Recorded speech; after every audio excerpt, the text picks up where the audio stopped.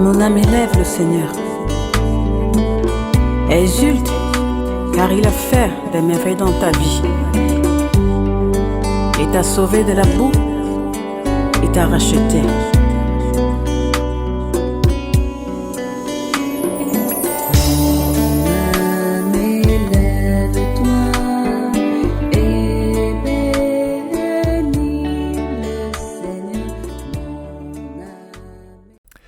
Chers amis, bonsoir. Joie nouvelle de se retrouver sur les ondes de la 100.3. Nous sommes le 12 octobre 2020 et nous sommes dans cette histoire de foi et de loi que nous avons commencé à aborder, à attaquer avec l'épître aux Galates. Alors, l'épître aux Galates, on avait attaqué parce qu'on a voulu montrer que l'évangile, c'est pas n'importe quoi. Surtout Galates chapitre 1, verset 8. Si moi-même, aussi un ange de Dieu, vous annonce un autre évangile que celui que je vous ai annoncé, qu'il soit anathème. On avait vu Galates 2.2. Paul est allé voir les colonnes de l'église, Pierre, Jacques et Jean, pour exposer son évangile de peur d'avoir couru en vain. Donc, et nous avons continué avec le Galates chapitre 3, qui est un peu compliqué, il faut reconnaître, et même Galates chapitre 4. J'avoue que je me casse les dents un petit peu sur ce passage. Et quelque part, c'est normal, parce que je crois qu'on n'est pas dans la mentalité, nous, de Paul et de l'époque de Paul. Et on n'est pas dans un milieu juif, comme l'est Paul, avec l'importance du personnage qui s'appelle Abraham. Je vous rappelle que quand on parle des 4 évangiles, le premier évangile, l'évangile de Matthieu, on dit que l'évangile de Matthieu a été écrit pour les Juifs. Et la raison, c'est quand tu lis Matthieu chapitre 1, le verset 1, le début, là, c'est fastidieux, c'est la généalogie de Jésus-Christ, fils de David, fils d'Abraham. Et pendant plusieurs versets, on nous dit Abraham engendra Isaac, Isaac engendra Jacob, Jacob engendra Judas et ses frères, Judas engendra Tamar, Pérez et Sarah, Pérez engendra Esrom, Esrom engendra Aram, Aram engendra. Et c'est facile, on n'y comprend rien. Mais pour les Juifs, ça veut dire beaucoup, parce que pour les Juifs, vous voyez, il commence son évangile, généalogie de Jésus-Christ, fils de David, fils d'Abraham. Et tous les Juifs savent que Jésus-Christ doit être fils de David, fils d'Abraham. Et en parlant aux Juifs, il veut montrer donc cette généalogie fastidieuse avec des noms qu'on ne connaît même pas, pour montrer que dans cette généalogie qui est celle de Jésus-Christ, eh bien, il y a bien David et Abraham. Et donc celui qui est venu, le fils de Joseph, l'époux de Marie, eh bien, c'est bien lui qui est fils de David, fils d'Abraham.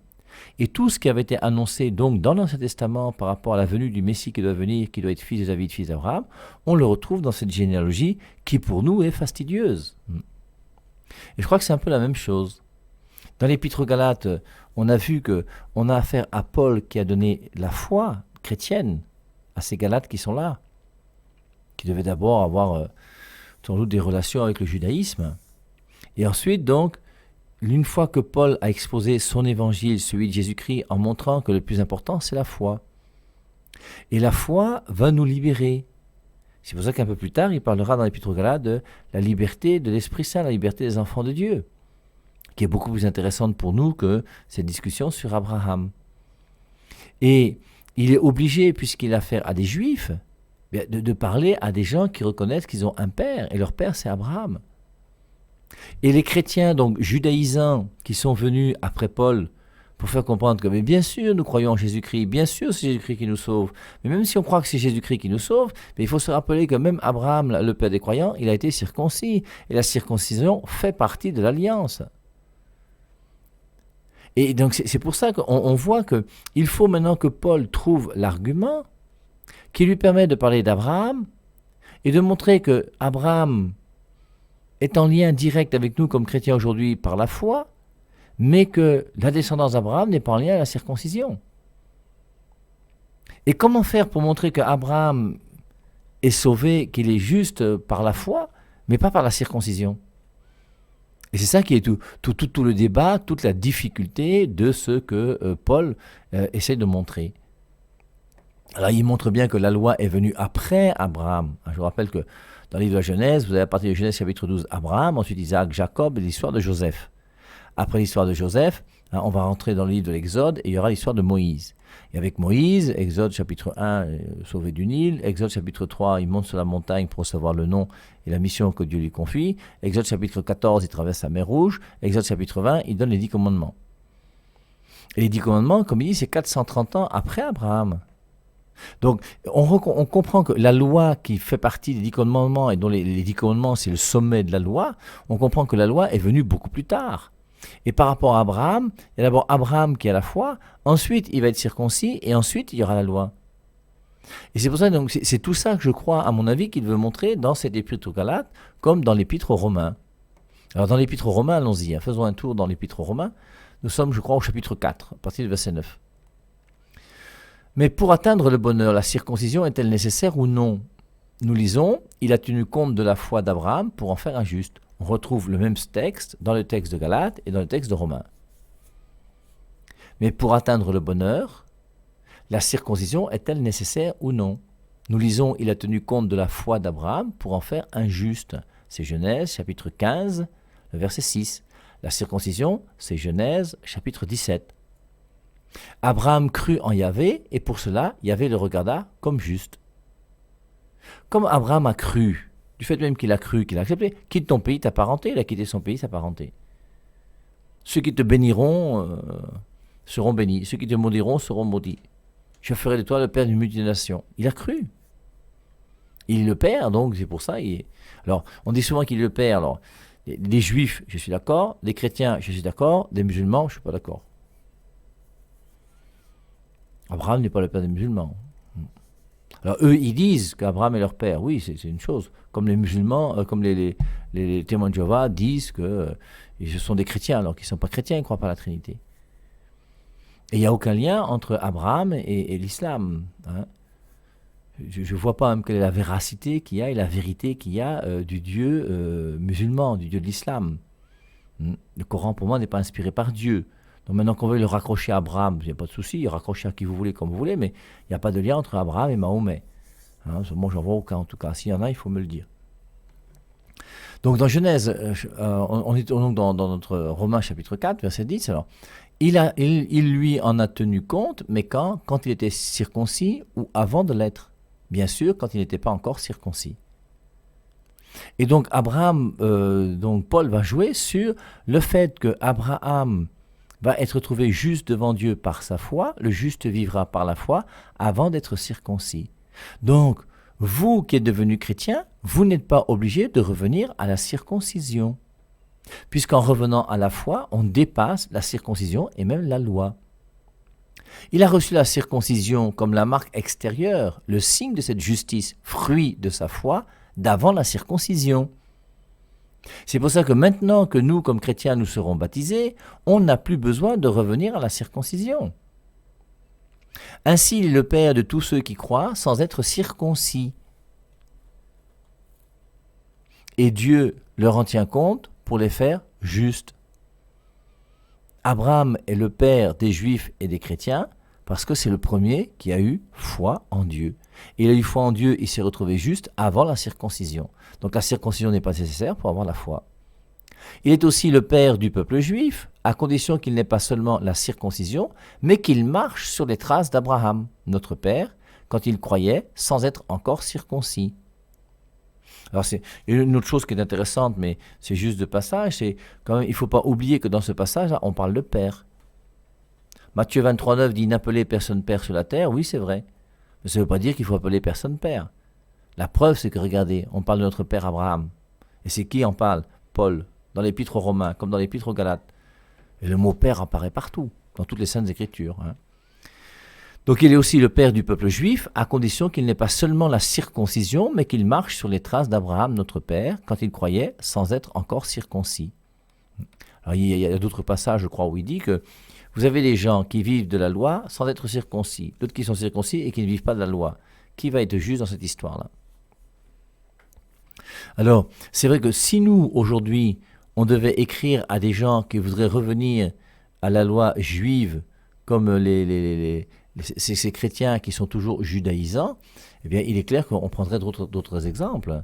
Parce que nous, on a la chance aussi, depuis 2000 ans, de pouvoir avoir eu d'abord le concile de Jérusalem, qui va régler ce problème, parce que le problème n'est pas réglé encore. Il sera réglé donc grâce au concile de Jérusalem, où au concile de Jérusalem, l'Église va se réunir, et je vous rappelle, Acte 15-28, l'Esprit Saint et nous avons décidé que... C'est très joli ce passage de Acte 15-28, hein, parce que l'Esprit Saint et nous avons décidé quoi? ils ont décidé des choses qui pour nous aujourd'hui ne sont pas chrétiennes. Hein. Je vous lis Acte 15, 28. Car il a paru bon au Saint-Esprit et à nous de ne vous imposer d'autre charge que ce qui est indispensable, savoir de vous abstenir des viandes sacrifiées aux idoles, du sang, des animaux étouffés et de l'inconduite. Vous ferez bien de vous en garder. Et donc, on voit comment ce premier concile, qui est le concile de Jérusalem, en 49 après Jésus-Christ, pendant ce concile, qu'est-ce qu'on va dire ? Eh bien, on va dire, il a paru bon cet esprit à nous de vous imposer d'autre charge que ce qui est indispensable, de vous abstenir des viandes sacrifiées aux idoles, ça on peut comprendre, du sang. Aujourd'hui, on mange du sang. C'est pourtant l'Esprit Saint, en concile de Jérusalem. Et c'est vrai que les décisions conciliaires peuvent être des décisions dogmatiques et définitives, inaltérables et inchangeables, mais une définition conciliaire aussi peut être relative. Il y a un moment où on a dit que la messe doit être célébrée en latin. Maintenant, on dit qu'on peut célébrer la messe dans une autre langue que le latin. C'est l'Église qui a dit ça, oui. Elle a évolué, elle a changé. Parce que l'Église s'est adaptée au monde dans lequel elle est. Elle a compris que garder et vouloir absolument rester au latin pour le latin, ça n'a pas beaucoup de sens. Qu'il faut s'ouvrir au monde. Et en s'ouvrant au monde, on a compris qu'on pouvait célébrer la messe maintenant autrement qu'en latin.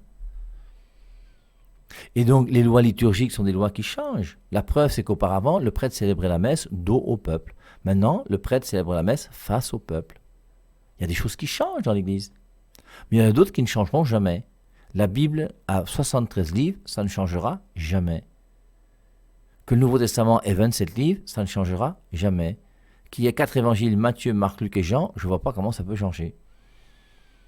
Que Jésus-Christ soit une seule personne avec 2 natures, la nature divine et la nature humaine, ça ne changera jamais. Que la scène qui est célébrée, le prêtre prend du pain et ceci devient le corps du Christ, ça ne changera jamais. Il y a des vérités qui sont inchangeables, ça c'est impossible. Et tous les dogmes, notamment dans l'Église catholique, sont des définitions qui sont inchangeables. Un dogme, c'est une définition de la foi, une définition de ce que nous devons croire. De même que croire qu'il y a un seul Dieu et 3 personnes, eh bien nous croyons bien sûr tous ces dogmes que l'Église nous enseigne. Jusqu'au dogme de l'infaillibilité pontificale, qui se trouve pour moi dans les Saintes Écritures, dans Luc 22, 32, où on voit Jésus-Christ qui dit « Pierre, j'ai prié pour toi afin que ta foi ne défaille pas. Et quand tu seras revenu, raffermis tes frères. » L'Immaculée Conception, pour moi, c'est Luc chapitre 1, verset 28.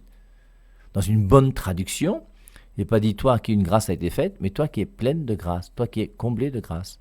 Et si Marie est comblée de grâce, forcément, c'est qu'elle n'a pas le péché originel. Personne ne peut être comblé de grâce avec le péché originel. Alors, c'est pour ça qu'après, vous voyez, nous, on a la chance d'avoir Acte chapitre 15, le concile de Jérusalem. Et avec le concile de Jérusalem, l'Église va trancher ce problème d'une manière claire et nette, qui sera un problème réel dans l'Église, et qui a failli diviser l'Église. Il a failli avoir l'Église des judaïsants qui disaient « on est chrétien, très bien, mais il faut garder les traditions juives », et l'Église des chrétiens qui disent que nous ne devons pas garder les traditions juives. Et comme il y a eu un problème, on a fait ce concile de Jérusalem. Alors vous pourrez le relire si vous voulez, parce que c'est important de connaître Acte chapitre 15. Et de voir qu'il y a eu un débat. Si vous voulez, l'introduction, c'est Acte 15, 1. Quelques hommes venus de la Judée enseignaient les frères et disaient « Si vous ne vous faites pas circoncire selon la coutume de Moïse, vous ne pouvez pas être sauvés. » Et c'est exactement le problème de l'épître aux Galates.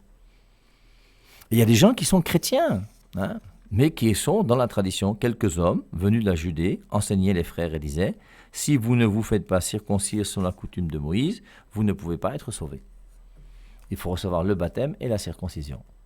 Après un vif débat et une violente discussion que Paul et Barnabas eurent avec eux, l'on décida que Paul et Barnabas et quelques autres des leurs monteraient à Jérusalem vers les apôtres et les anciens à propos de cette question. Eux donc accompagnés par l'Église, etc. etc. Donc c'est très joli. Alors, nous on voit donc la circoncision, reprenons, c'est Genèse chapitre 17. La circoncision, c'est quelque chose d'important dans l'Ancienne Alliance. Et c'est forcément quelque chose d'important pour les Juifs. Et jusqu'à aujourd'hui, la circoncision chez les Juifs, c'est quelque chose d'important. Genèse chapitre 17, Dieu dit à Abraham, « Tu garderas mon alliance. » Abraham vient juste de changer le nom de Abram en Abraham. Dieu dit à Abraham, « Tu garderas mon alliance, toi et ta descendance, après toi, de génération en génération. » Voici l'alliance que vous garderez, que j'établis entre moi et toi et ta descendance après toi. Tout mâle parmi vous sera circoncis. Et on comprend que pour les Juifs, c'est important. Vous circoncirez votre chair, votre prépuce, et ce sera le signe de l'alliance entre moi et vous. Alors, j'en profite pour vous rappeler que c'est le signe de l'alliance que Dieu a voulu avec les hommes et qui se fait avec un mâle à l'âge de 8 jours. Et on comprend pourquoi dans la Nouvelle Alliance, on continue aussi à faire alliance avec les bébés, comme on le faisait dans l'Ancien Testament. Dieu a toujours voulu faire alliance avec les enfants. Vous circoncirez votre chair, votre prépuce, et ce sera le signe de l'alliance entre moi et vous. De génération en génération, tout mâle parmi vous sera circoncis à l'âge de 8 jours, aussi bien celui qui est né dans la maison que celui qui a été acheté à prix d'argent chez des étrangers et qui ne sont pas de ta race. Tu circonciras celui qui est né dans ta maison comme celui qui a été acheté avec ton argent. Mon alliance sera gravée dans votre chair. Il y a déjà quelque chose comme l'incarnation qui veut se signaler. Mon alliance sera gravée dans votre chair. Nous ne sommes pas uniquement des gens spirituels. La communion à Jésus-Christ, ce n'est pas uniquement une communion spirituelle. Ça implique l'incarnation, comme nous l'a fait découvrir Scott dans son livre. Et oui, le Dieu s'est incarné. Il s'est incarné jusqu'à prendre chair, et prendre chair dans l'Eucharistie pour venir en nous. Le corps à corps avec Jésus-Christ, l'incarnation. Tu circonciras celui qui est né dans ta maison, comme celui qui a été acheté avec ton argent. Mon alliance sera gravée dans votre chair, elle deviendra ainsi une alliance perpétuelle. Celui qui n'aura pas été circoncis, le mâle dont on n'aura pas coupé le prépuce, sera retranché de sa parenté. Il aura violé mon alliance. C'est fort, hein? Dieu dit à Abraham, tu n'appelleras plus ta femme Saraï, son nom sera désormais Sarah. Je la bénirai et je te donnerai par elle un fils. Je la bénirai et elle deviendra non pas une, mais des nations. Des peuples et des rois sortiront d'elle. Et après, le passage très joli, c'est pour ça que j'ai continué, même si c'est plus la circoncision, c'est juste pour le plaisir. Genèse chapitre 17, verset 17. Abraham tomba la face contre terre et se mit à rire. On sait que Sarah a ri. C'est Genèse chapitre 18. Lorsque les 3 personnages sont venus aux chênes de Mambré, et que ces 3 personnages qui préfigurent Dieu, pour lui dire l'année prochaine, quand on reviendra, ta femme aura un enfant. Et sa femme était à la cuisine, elle n'a déjà plus ce qu'ont souvent les femmes, elle est ménopausée, et mon mari qui est déjà vieux, et elle aussi, elle se met à rire. Donc Sarah a ri lorsque dans Genèse chapitre 18, on a annoncé qu'elle serait enceinte. Eh bien Abraham aussi lui a ri dans Genèse chapitre 17, verset 17. Abraham tomba la face contre terre et se mit à rire. Il se disait, est-ce qu'un homme âgé de 100 ans peut donner la vie à un fils? Et Sarah, une vieille, une femme de 90 ans, peut-elle encore enfanter? Abraham dit à Dieu, si seulement Ismaël pouvait vivre pour te servir. C'est extraordinaire de voir comment on est petit dans notre tête, nous. Dieu te dit que tu auras un fils, tu dis que, bon, Isaac, là, j'y crois pas trop, Dieu. La foi d'Abraham, quand même, c'est une foi qui est solide, mais qui est aussi un peu défaillante, comme quand il va dire que c'est ma sœur, parce qu'il a peur qu'on lui coupe la tête quand il va partir en Égypte. Donc, ensuite nous sommes maintenant dans Abraham, le père des croyants, père des païens et des croyants. La loi n'intervient pas non plus dans la promesse faite à Abraham, ou plutôt à sa race, laquelle doit hériter du monde entier. Là encore, il s'agit de devenir juste par la foi. Si maintenant c'est la loi qui donne accès à l'héritage, la foi n'a plus aucun sens et de la promesse, il ne reste rien. Mais de fait, la loi n'amène que des condamnations. Sans loi, pas de violation de la loi. La loi n'amène que des condamnations. La loi est là pour nous faire comprendre que nous ne sommes pas justes. La loi est là pour nous faire comprendre que nous sommes des pécheurs. Parce que la loi qui est donnée, nous savons que nous ne pouvons pas la respecter. Mais de fait, la loi n'amène que des condamnations. Sans loi, pas de violation de la loi. C'est pourquoi la foi est le chemin et tout est don. C'est ainsi que la promesse se réalise par toute la race d'Abraham, non seulement pour ses enfants par la race, mais aussi pour ses enfants par la foi. Et on voit donc qu'Abraham a une descendance par la race et Abraham a une descendance par la foi. Et qu'Abraham est le père des croyants. Abraham est notre père à tous, les juifs comme les chrétiens. Abraham est le père des juifs, Abraham est le père des chrétiens. comme dit l'Écriture, « Je fais de toi le père de nombreuses nations ». Et il l'est devenu quand il a eu foi en ce Dieu qui fait revivre les morts et qui appelle ceux qui n'existent pas comme s'ils existaient. Il a espéré contre toute attente et il a si bien cru qu'il est devenu le père de nombreuses nations comme on le lui avait dit. Voilà comment sera ta descendance. Sa foi n'a pas faibli. Il a oublié que son corps était comme mort. Il devait avoir 100 ans et que Sarah ne pouvait plus avoir d'enfant. Il n'a pas douté de la promesse de Dieu, ni cessé de croire. Au contraire, sa foi lui a donné des forces et il a rendu gloire à Dieu, ayant la certitude que si Dieu promet, il est capable de réaliser. Et on lui en a tenu compte pour faire de lui un juste. Ce n'est pas seulement pour lui que l'Écriture parle de tenir compte, mais pour nous aussi, car il nous sera tenu compte de notre foi en celui qui a ressuscité Jésus, notre Seigneur d'entre les morts. S'il a été livré pour nous, pour nos péchés, il a été ressuscité pour que nous soyons faits justes. Alors nous attaquons maintenant avec l'Épître aux Galates au chapitre 4. Alors c'est vrai que ce passage de Galates chapitre 1 et 2, c'est très facile à comprendre. Galates chapitre 3, c'est un petit peu plus compliqué pour nous, il faut le reconnaître. Mais la seule chose qu'il faut retenir, et on le verra un petit peu plus tard encore, c'est qu'il faut comprendre que d'un côté il y a la loi et d'un côté il y a la foi.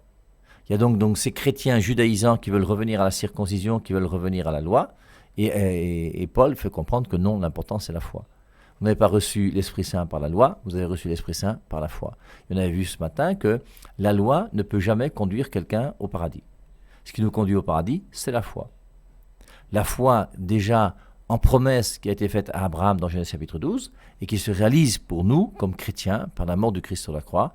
Le mystère plénier, comme dit saint Paul dans 1 Corinthiens chapitre 15 verset 17, si le Christ n'est pas ressuscité, notre foi est vaine. Et le Christ est venu, il est mort, il est ressuscité. Et donc, maintenant, nous ne sommes plus sous la malédiction de la loi. Nous ne sommes plus privés du bonheur et de la gloire que Dieu a prévu pour les hommes. Grâce à Jésus-Christ et à sa mort sur la croix, nous sommes maintenant sanctifiés et justifiés. Galates chapitre 4, verset 1. Maintenant, je dis, tant que le fils du propriétaire est un enfant, on ne distingue pas des esclaves, bien qu'il soit leur maître à tous. Alors, c'est clair que quand tu as un enfant de 2 ans, même si c'est le chef de la maison parce que le père est mort et que c'est le successeur, maintenant je te dis, tant que le fils du propriétaire est un enfant, on ne distingue pas des esclaves, bien qu'il soit leur maître à tous. Il dépend de tuteurs et d'économes jusqu'à l'âge fixé par son père. C'était pareil pour nous, car nous étions des mineurs et nous étions soumis aux obligations morales de ce monde. Mais lorsque fut arrivée la plénitude des temps, Dieu envoya son Fils, né d'une femme, né sous la loi, afin de racheter ceux qui étaient sous la loi, pour que nous recevions notre titre d'enfant. Et parce que vous êtes fils, Dieu a fait venir à vos cœurs l'esprit de son Fils, celui qui peut crier « Abba, Père ». Alors nous sommes déjà dans la nouvelle naissance grâce à Jésus-Christ.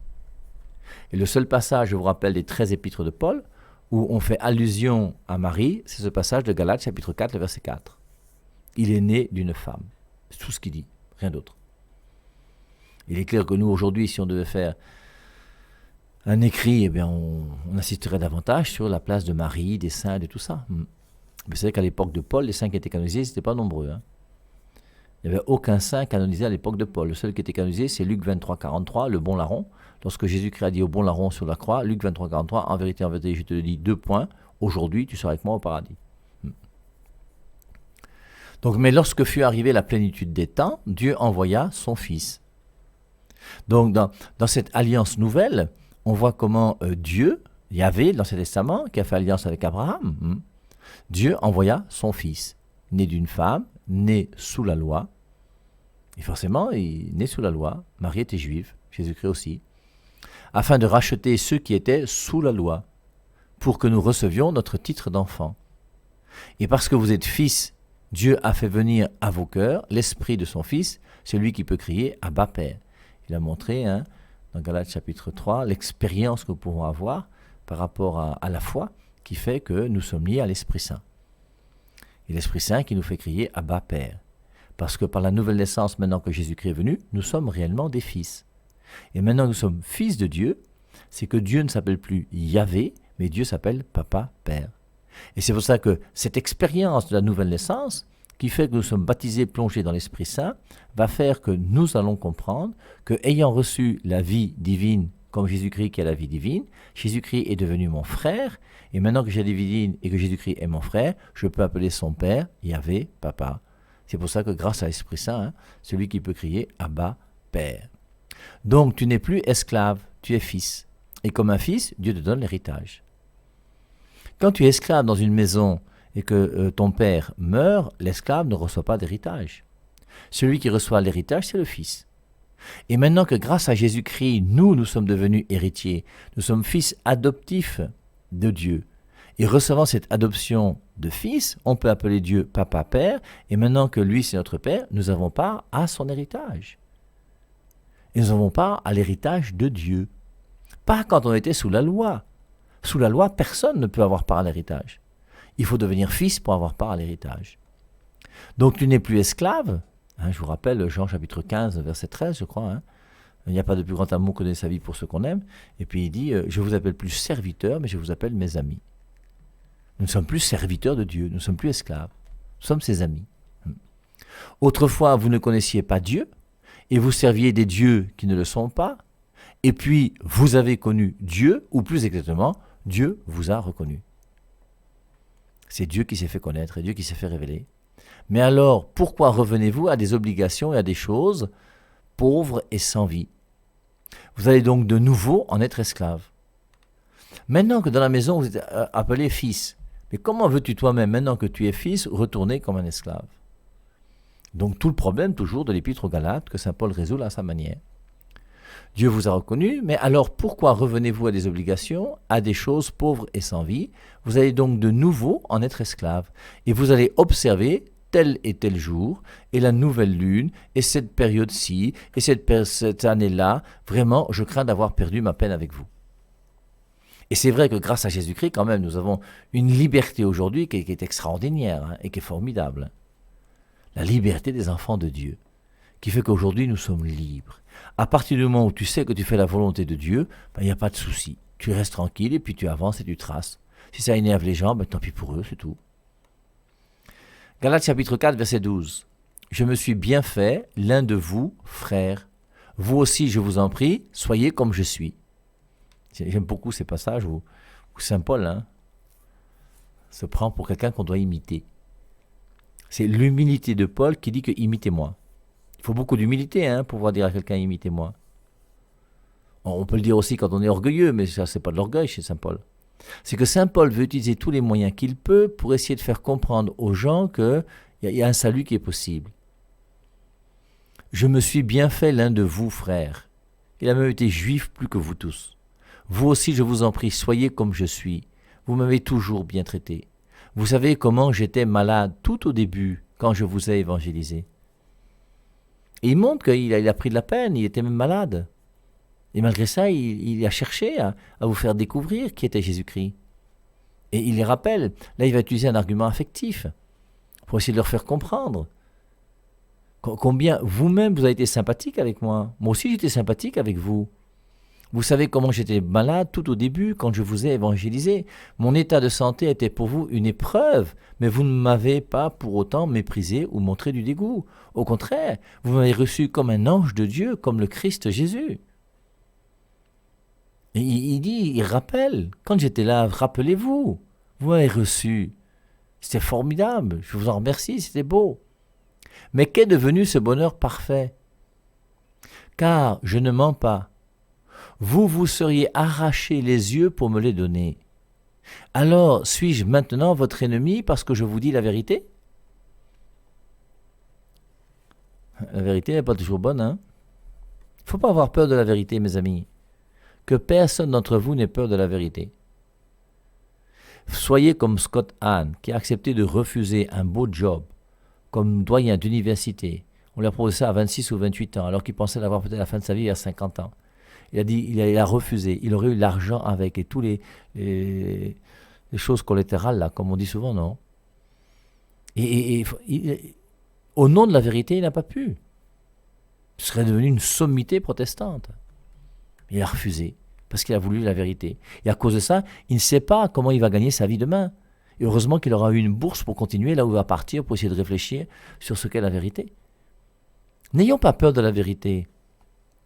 Je vous ai dit que moi, quand j'ai commencé à fréquenter les témoins de Jéhovah il y a 35 ans, que j'ai vu qu'il y avait une Bible de 66 livres et une Bible de 73 livres, eh bien, si la Bible de 66 livres était la vraie Bible, j'aurais quitté l'Église catholique. C'est clair, je ne pouvais pas rester dans une église où on me donne une fausse Bible, ça n'a pas de sens, ça ne peut pas entrer dans ma tête, moi, c'est impossible ça. Absolument impossible. Et quand j'ai fait mes études et que j'ai vu que la Bible a 73 livres, ça m'a réconforté. Quelque part, ça ne m'étonnait pas non plus, parce qu'il y a quand même d'autres points sur lesquels on savait que l'Église catholique est la seule qui remonte directement jusqu'au Christ, qui existe depuis 2000 ans, qu'il y a des papes qui succèdent et toutes ces choses-là.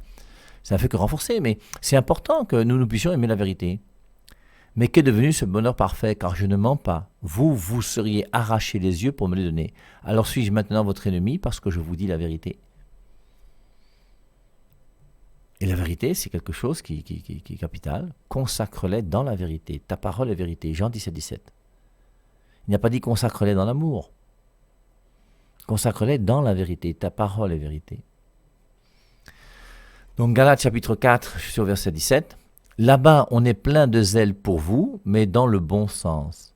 Ces gens-là veulent vous prendre à part pour que vous soyez plein de zèle pour eux. Comme ce serait bon d'être toujours plein de zèle et dans le bon sens, et pas seulement quand je suis près de vous. Oui, mes petits-enfants, je souffre pour vous les douleurs d'une mère jusqu'à ce que le Christ ait pris forme en vous. C'est très joli aussi, les douleurs d'enfantement. Aucune de nos souffrances est inutile. Et ma souffrance unie à celle de Jésus-Christ devient source de gloire, source de bonheur, source de vie. Oui, mes petits-enfants, je souffre pour vous les douleurs d'une mère jusqu'à ce que le Christ ait pris forme en vous. Combien je voudrais être auprès de vous en ce moment et vous parler de vive voix, car je ne sais comment faire avec vous. Et demain, on va continuer avec Agar, la servante, et Sarah, la femme libre. Mon âme élève le Seigneur. Exulte, car il a fait des merveilles dans ta vie. Il t'a sauvé de la boue, il t'a racheté.